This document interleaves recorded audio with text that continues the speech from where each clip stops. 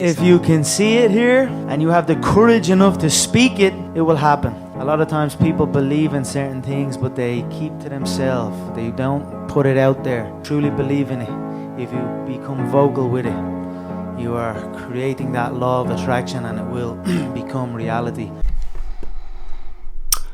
Alright, what's going on, everybody? Welcome back to another YouTube video. So it is 8:50. You guys probably can't see that. I was like breaking my arm trying to show you my watch. It's 8:50 in the morning. Today is Sunday, January 14th. So not a whole lot going on today, but I did promise I'd upload a video every single week, and it's the last day this week. So today I have a short little swim, nothing too crazy, just kind of like some easy recovery stuff for about an hour and 40-minute run or an hour and 50-minute run. I woke up with a cold yesterday, and I find it so funny just because like working with athletes and like coaching athletes like from all over the world, whenever one person tends to get sick, it's like everybody just tends to get sick. Like I think like 3 or 4 of my athletes right now are sick. I woke up with a cold yesterday, so I even had to cut my long ride short. I was supposed to ride for like 4 hours, only rode for 2, and just kind of like ended up coming home, just did work on my computer and just chilled because I was feeling pretty shitty.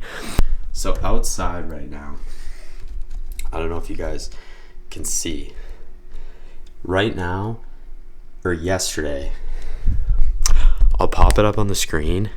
It was minus 35. It was minus 35 and felt like minus, I think it was like, they said it felt like minus like 44 or something crazy like that. Like I took a screenshot here in Calgary of what it was like. So freaking cold. So that's probably why I'm sick. I've just kind of been putting together some of my own training on Training Peaks because I'm a self-coached athlete. A lot of you guys ask me, do you have a coach? And I don't as of right now, but I am looking for one. I'm just trying to find like that right fit, like make sure obviously it aligns because I'm very invested into this. So I do want a coach just because I know how much stress that would take off my plate from like having to like program for myself. So I am super excited, hopefully have something in place there before the spring. But yeah, this next week will be cool. I think I'm going to be getting some testing done, VO2 max and lactate at a local like lab here in the city. So that's kind of cool.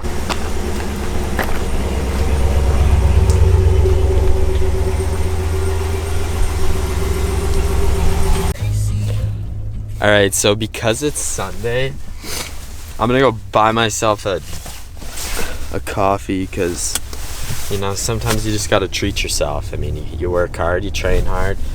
This is like my weekly treat or whatever you want to call it. I go to Starbucks and I get like I don't know. I just know it's probably got like 400 calories in it and like 50 grams of sugar, but God, it tastes good. So that's where we're going. Hi, could I get a venti hazelnut oat shake and espresso? Of course. Anything else for you today? Of course. And then just light ice, and that's everything. Anything else for you today? No, that's all. That's gonna be 861. Awesome, thank you. Okay. Have a good one.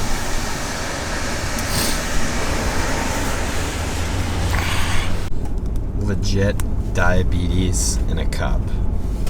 That's so right there. Let's go swim, baby. All right, everybody, so just got to the pool. I'm just about to head in.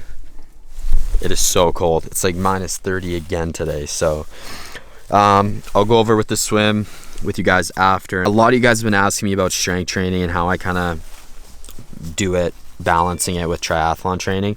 So stay tuned for the next few videos because I'm gonna actually walk you through each one of my lifting days, or make one big video where I combine a full week of weight training because I'm lifting about 3 to 4 times a week right now. So I'll make a video because I really want to share with you guys that. But I'm gonna go get this swim done, get this day moving, create some momentum because that's what it's all about. If you can create momentum early in your day, you're gonna have a great rest of your day. Swim is done.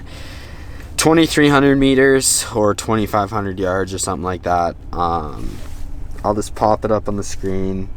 Unless you guys can read that, I'll just pop it up on the screen. Not much to really say about today's swim. It was really just to get 10,000 yards in for the week. I'm trying to keep that like my bare minimum that I'm gonna swim throughout the year, even in like the busiest times. I'm just gonna try to prioritize getting in the pool, swimming 10,000 yards. Some weeks maybe more, some weeks maybe less, but I just feel like that's a realistic goal that I can commit to, just because I'm super busy with a lot of other things, and swimming seems to take up the most time. And unless I get it done first thing in the morning, I find it really difficult to get to the pool later in the day, just for me.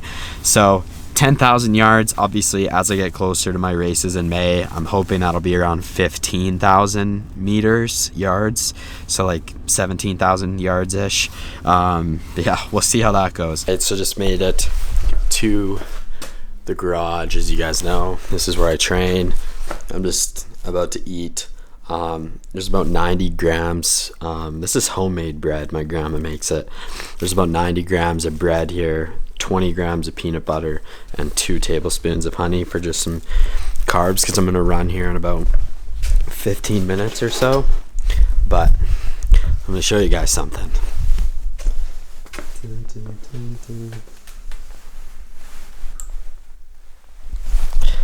And that's a pretty sight. I'll make a video on it and go over it in more detail later on. But yeah, I got a new tri bike. I sold my Cervelo, so yeah, I'm pretty fired up about it.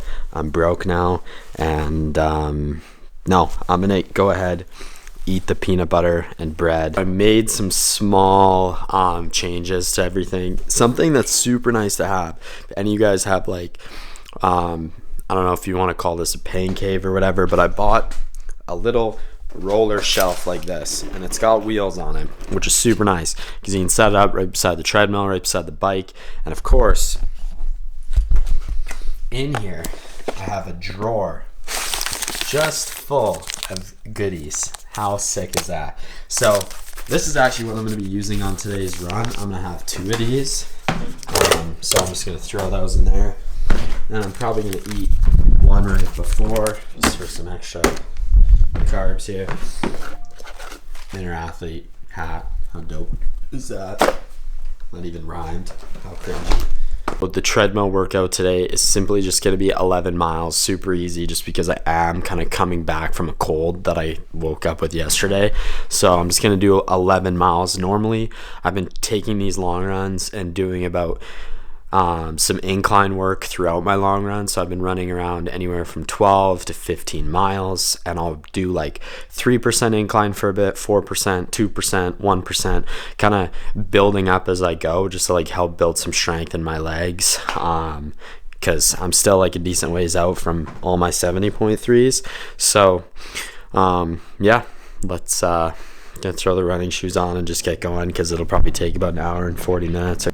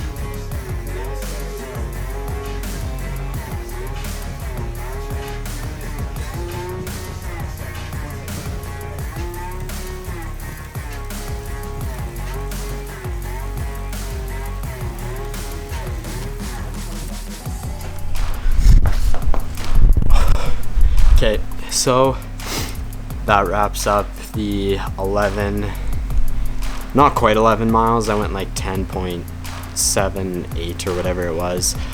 So that wraps up the run, just under an hour and 45 minutes.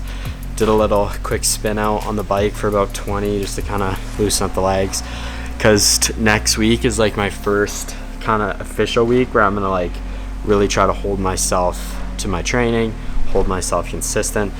And no, one thing I wanted to quickly mention just about easy runs. So I'm gonna pop up the treadmill workout and I'm gonna pop up my heart rate, because I feel like this type of long run, I know it's a longer run, so it's not really necessarily an easy run, but I feel like a lot of people just in general, when it comes to their easy runs, and I know I've been having this conversation a lot even with my athletes, and that just simply means like when you have an easy run, that doesn't mean run, like let's say you have a zone 2, like whether your coach prescribed it for you or you kind of have an idea of what your zone 2 heart rate is, that doesn't mean you're running at the tippy top of that the entire time. You're way better off, and I want you to pay attention to what I'm about to say next. You're way better off running too easy than too hard, especially when the run is supposed to be easy in the first place. Because I feel like one of the biggest things about this sport, endurance, triathlon, is just how consistent can you be with training over time, and how are you supposed to be consistent if you're injured?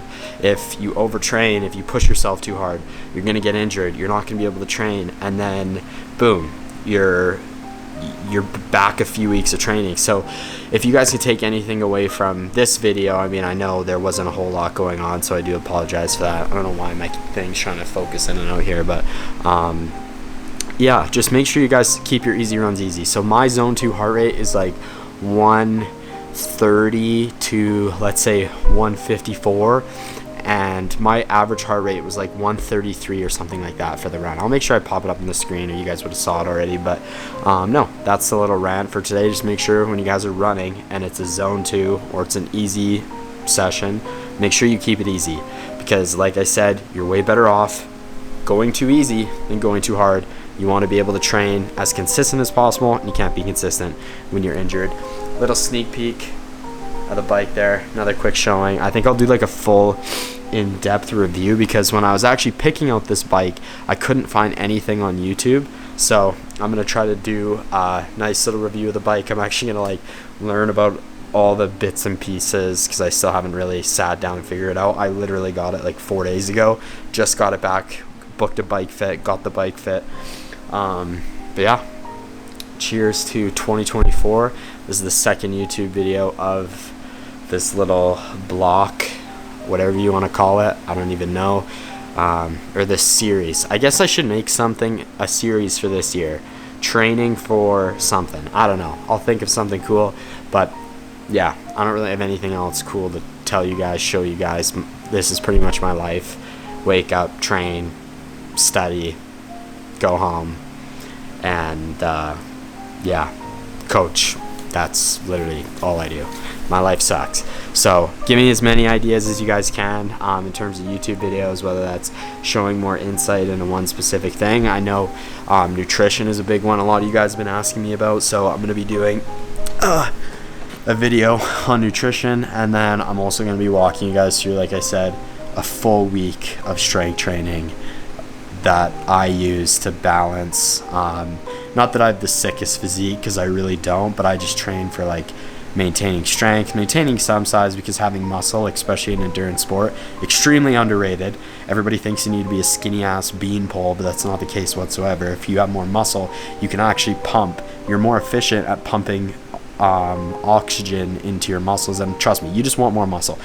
Having more muscle is never a bad thing. So I'll go over, I'll do a few videos on that, show you guys my strength training routine, because I'm lifting about 3 times a week, like pretty concretely. But yeah, that wraps up this YouTube video. I'll see you guys in the next one. Thank you guys so much for watching through these brutal videos. If you guys do, it means the world to me. Make sure you guys leave a like, comment. If you're not subscribed, it would mean the world to me if you subscribe. We got a lot of races coming up this year, and hopefully these YouTube videos get a little bit better. I'm trying to convince my little brother to come film me, and I'll pay him. Emmett, if you're watching this, $30 an hour. Come film me. Yeah. Cheers, everyone.